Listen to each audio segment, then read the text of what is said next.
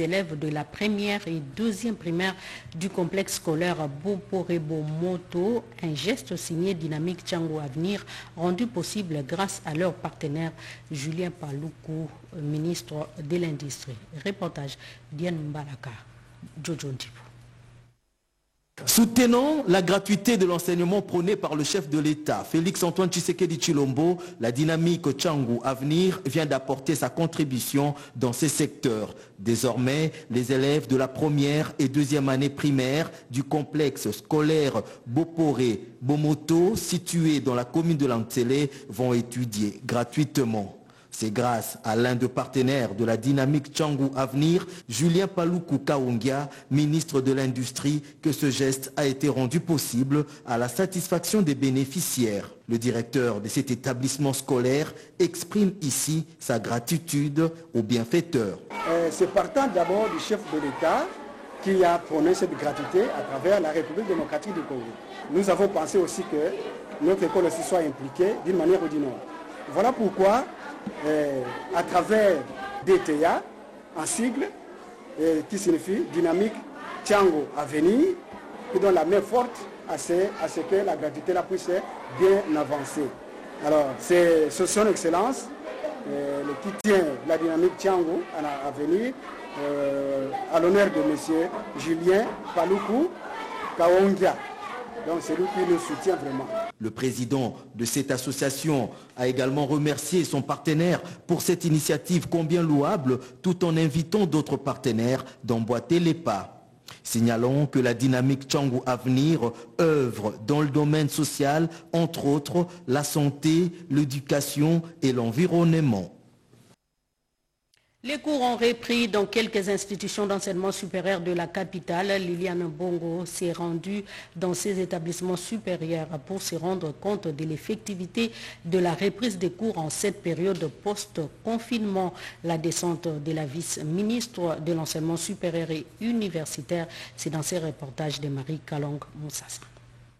Après la reprise des cours dans les institutions d'enseignement supérieur et universitaire et après la période de confinement et la retouche du calendrier académique, on tend vers la toute dernière étape des activités académiques. Voilà pourquoi la vice-ministre de l'enseignement supérieur et universitaire, Liliane Mbangaloboshing, a effectué une visite d'inspection dans les établissements supérieurs et universitaires de la ville de Kinshasa. Elle a encouragé les étudiants de l'ISIPA qui sont en pleine session. Je dis quand même avant la fin de l'année que je puisse voir comment vous fonctionnez, comment les étudiants se sont quand même ressaisis après cette crise de pandémie Covid-19. Et je vous en félicite. Il y a le respect de la distanciation sociale, ce qui encourage. Je suis fier de vous encore une fois parce que vous êtes dans la marge de calendrier académique aménagé. Le numéro 2 de l'ESU a également été à l'ISAM Kinshasa et à l'ISPT Kinshasa. Nous avons signalé à l'autorité que l'ISPT est un grand chantier. Et là, il y a le remarqué. Il y a des auditoires qui sont terminés. Nous aurions pu, n'eût été ce problème de Covid, avoir tous les matériels des laboratoires et des ateliers et les instruments. Et à l'Institut supérieur d'architecture et d'urbanisme, Liliane Mbangaloboshi s'est imprégnée des séances de mise à niveau des experts dans le cadre du projet d'urbanisation des villes de Goma et de Bukavu. Politique clôture hier mardi 3 novembre dans la soirée sur le 3e congrès ordinaire de l'AFDC. L'organe suprême de ces partis politiques a décidé de reconduire Modeste Bahati Lukwebo à la tête de ces partis pour un mandat de 5 ans. L'AFDC a donné mandat à Bahati de l'engager dans les consultations convoquées par le chef de l'État. Sandra Nanguitapo.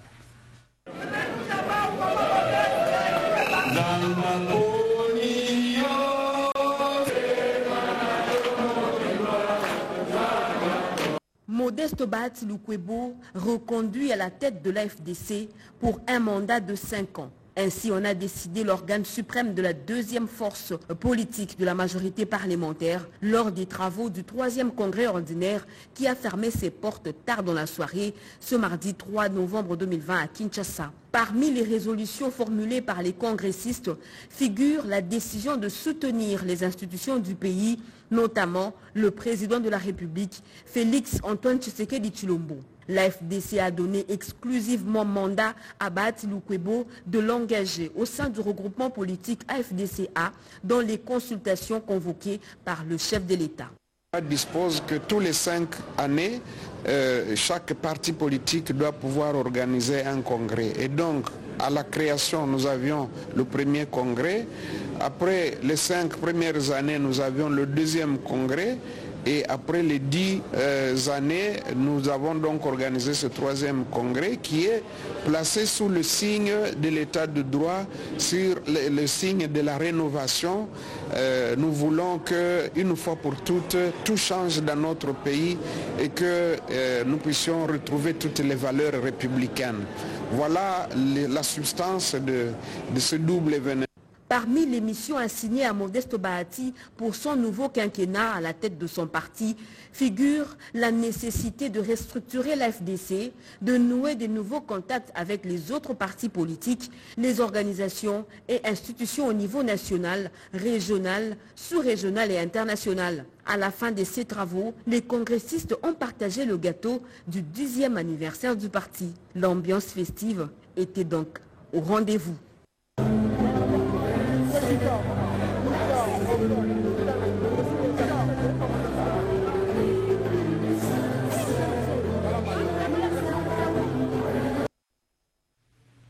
Politique toujours, parlons de l'Union pour la démocratie et les progrès sociaux à la province de Maniema. Les collègues d'Étienne Tshisekedi saluent la clairvoyance du président de la République dans sa pensée d'organiser des consultations nationales pour recadrer la marche du pays et des institutions. Regardez. On est par tous ses pères fondateurs sous la clairvoyance et leadership de fait Étienne Tshisekedi Wamulumba, d'heureuse mémoire, insufflé par son excellence Félix Antoine Tshisekedi Tshilombo, président de la République, chef de l'État. Faisons ce jour le présent message politique à la suite de l'adresse présidentielle faite à la nation à date du 23 octobre 2020, de consulter les forces vives de la nation. Ceci étant, nous félicitons et encourageons les chefs de l'État pour cette initiative très louable, tendant à consulter tous les acteurs politiques, forces vives et autres acteurs sociaux de notre pays, dans le but de créer une union sacrée autour de sa nouvelle vision pour la refondation de l'action gouvernementale en vue de booster le développement de notre cher et beau pays pour la promotion d'une nouvelle gouvernance. Nous exprimons et garantissons notre fidélité et notre attachement au chef de l'État pour l'accompagner dans cette action salvatrice qu'il vient d'initier afin de mener à bon port ces consultations, ce qui lui permettra de sortir notre pays de la léthargie. Nous ne doutons pas un seul instant que par cette action, le chef de l'État parviendra à fédérer autour de lui toutes les forces vives de la nation en vue d'aboutir à cette union sacrée tant attendue par l'ensemble de notre population pour des lendemains meilleurs. Sous son leadership éclairé, comme dit-on dans la Bible, le roi Salomon a marché selon les coutumes, les préceptes et la conduite de son père. Le président de la République, son excellence Félix Antoine Tshisekedi Tshilombo, est oint par Dieu pour que notre pays arrive au développement durable selon la parole de Dieu à GD 9. La gloire de cette dernière maison sera plus grande que celle de la première, dit l'Éternel des armées. Allez, on va changer de chapitre pour parler santé à présent. Plus de 180 infirmiers ont pris l'engagement de donner des soins de qualité à la population congolaise sans distinction des races, des couleurs ni discrimination. Avec cette séance de clôture, le nombre des assermentés a atteint 780 membres. Rodépanda. 180 nouveaux infirmiers ont prêté le serment de leur engagement de donner des soins de santé aux malades en République démocratique du Congo. Après l'obtention de leur diplôme de formation scientifique, la cérémonie marathon organisée le week-end dernier pour compléter la série de prestations programmées tout au long du mois d'octobre a été organisée à l'Institut de la santé pilote INPES situé sur le boulevard Triomphal. C'était l'occasion pour le président provincial de l'Ordre des infirmiers de rappeler leurs principes et lois qui réglementent la profession. Comme nous venons de terminer ces séances marathon de prestation de serment, nous allons nous lancer sur le terrain pour arriver à traquer tous ceux qui exercent de façon illégale la profession infirmière, conformément à la loi numéro 16-015, 15 juillet 2016 portant création, organisation et fonctionnement de l'Ordre national des infirmiers de la RDC. D'ici début décembre, on pourra organiser la dernière cérémonie pour l'année 2020. À ce troisième épisode des séances de prestations de serment, plus de 780 assermentés ont pris l'engagement de servir le patient selon l'éthique et la déontologie professionnelle sans distinction de race ni discrimination. Il ne reste que l'inscription au tableau de l'ordre des infirmiers et l'obtention des cartes de membres. Et puis cet atelier de formation simultanée des prestataires de soins de santé et de plusieurs acteurs communautaires polyvalents pouvant leur permettre d'amener la population à s'approprier réellement de la lutte contre le coronavirus. Formation organisée dans 2 sites, à savoir Clinique et Caritas Congo, à l'initiative du secrétariat technique multisectoriel de la riposte contre la Covid-19 avec l'appui des corps d'aide. Serge Mata. Le Covid-19 continue de circuler en République démocratique du Congo et ce n'est donc pas le moment de baisser la garde. C'est dans cette optique qu'a été initié cet atelier de formation Covid-19 et gestes barrières. Cette initiative vise à renforcer les capacités et à développer les compétences des apprenants autour des règles de base pour se protéger contre la maladie à coronavirus, ainsi que les gestes barrières à appliquer. Ajouter à cela, amener la communauté à s'approprier réellement la lutte contre le coronavirus. Question de prendre les précautions appropriées pour arriver à assurer l'observance des mesures barrières. Nous sommes en train de les former, de les sensibiliser sur la notion de mitigation. Puisqu'à la date d'aujourd'hui, nous sommes en train d'observer et de remarquer que le nombre de cas de malades Covid commence encore à prendre de l'ascension, de l'ampleur, et nous devrions, au niveau de la riposte, nous poser des questions. Pourquoi nous sommes en train encore de revivre cette situation? Et on s'est dit que quelque part, la population ne s'est pas approprié le respect des gestes barrières et ainsi de suite. Et nous sommes en train de sensibiliser le relais communautaire qui joue l'intermédiaire entre les prestataires, les décideurs et la communauté qui subit les chocs. Rappelons-le que cette formation des acteurs communautaires venant des zones de santé les plus touchées, qui compte Kinshasa, la capitale, a été organisée par le secrétariat technique La Riposte à la Covid-19 avec l'appui du Bureau de coordination d'aide au développement CORDAID, RDC. Santé toujours, le centre hospitalier Loubefou Santé Plus a été doté du matériel médical pour son bon fonctionnement. La cérémonie a eu lieu à Sainte-Anne. Nous sommes dans la commune de la Gombe. Patricia Oungu, Papi Mbongo.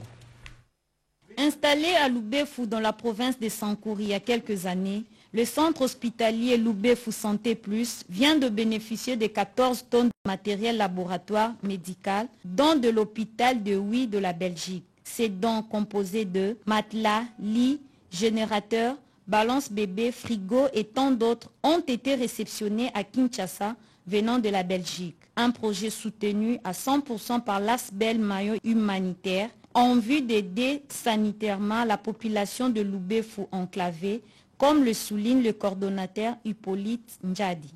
Nous avons pu contacter Maillot humanitaire pour intervenir et Maillot humanitaire est là à Loubefou depuis 2010. Nous avons commencé par la réhabilitation de l'hôpital à Loubefou jusqu'au point à construire maintenant une maternité, un centre ophtalmologique et un bloc opératoire. Et maintenant, nous passons à l'étape de construire une salle d'hospitalisation plus un laboratoire ainsi que le sanitaire complet. Ces centres hospitaliers qui, jadis spécialisés en accouchement et à la prise en charge de nouveau-nés, va désormais étendre ses services en ophtalmologie, chirurgie, laboratoire d'analyse au profit de la population. Nous sommes en train de chercher les patients qui ont des problèmes de prostate, qui ont des problèmes de fistule, qui ont des problèmes de prolapsis et d'autres problèmes chirurgicaux, qu'ils s'approchent vers nous.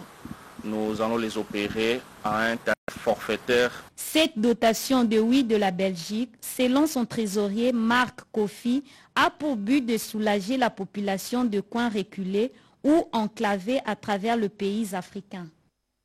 Justice à présent, la haute cour militaire et les différentes juridictions militaires ont tenu plusieurs audiences. Il s'agit entre autres de l'affaire de l'assassinat des 2 experts de l'ONU tués à Bokondé dans le territoire de Dibaya au Kasaï central. Marie Kalonga. 3 affaires ont été appelées devant la haute cour militaire. Tout d'abord, celle mettant en cause l'auditeur général près la haute cour militaire et les partis civils congolais contre le prévenu Mwamba Omwamba et consorts. En effet, la haute cour militaire a été saisie sur appel du prévenu Mwamba Gilbert des faits infractionnels qualifiés d'association des malfaiteurs, incitation des militaires à commettre des actes contraires au devoir ou à la discipline, arrestation arbitraire et outrage aux bonnes mœurs. Des faits pour lesquels le prévenu avait été condamné à 10 mois de servitude pénale principale. L'appel de l'organe poursuivant et celui du prévenu Mwamba s'inscrit dans le respect des prescrits des articles 96 et 100 du Code de procédure pénale. L'autre chambre de la haute cour militaire a siégé en matière répressive au degré d'appel dans l'affaire en introduction. En cause, le colonel Okoko Onoya, major Isimba Mateso Joël, major Tabala Makiki, lieutenant Acha Saloumou Hassan et sous-lieutenant Dissolekele Célestin. Tous prévenus de détournement contre l'auditeur général ministère public près la haute cour militaire. Au cours de cette audience, le juge d'appel a procédé à l'identification du prévenu, lieutenant Saloumou, condamné au premier degré à 10 ans de servitude pénale principale par la cour militaire de la province orientale. La défense de ce dernier a sollicité de la haute cour la disjonction de la poursuite étant donné que ses co-accusés ont brillé par leur absence à cette audience. Et enfin, le dossier major magistrat Moussampa Kabongo, ancien auditeur militaire de l'ex-Équateur dans la ville de Lissala, condamné pour évasion des détenus à la prison militaire d'Angenga et faux et usage de faux, a été également examiné par la haute cour militaire. Le débat du jour a porté autour du mandat d'extraction des détenus de la prison signé par l'appelant. À la cour militaire de Kananga dans le Kasaï central, l'introduction de l'affaire d'assassinat de 2 experts de l'ONU, Michel Sharp et Zaina Catalan, tués à Bonkondé dans le territoire de Dibaya, s'est poursuivie. Cette juridiction a confronté les prévenus Trésor Mputu Kankondé, l'un des chefs de la milice Kamwena Sapu, aux autres prévenus sur demande du ministère public. Pour l'organe de la loi, il a été question d'aplanir la divergence entre Jean Bosco Lukamba et Major Kabasele Vincent à propos du reste des cheveux trouvés sur les effets des détenus par ce dernier.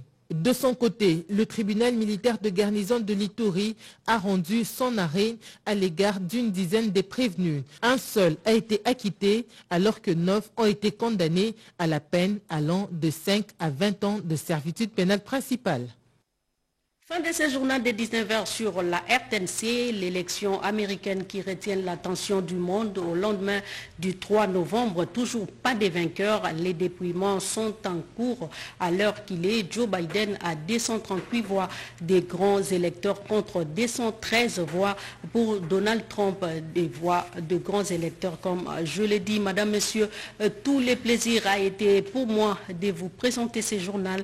L'actualité reviendra un peu plus tard, c'est-à-dire à 22h, et ça sera dans une présentation de Georges Frédéric Ntibou.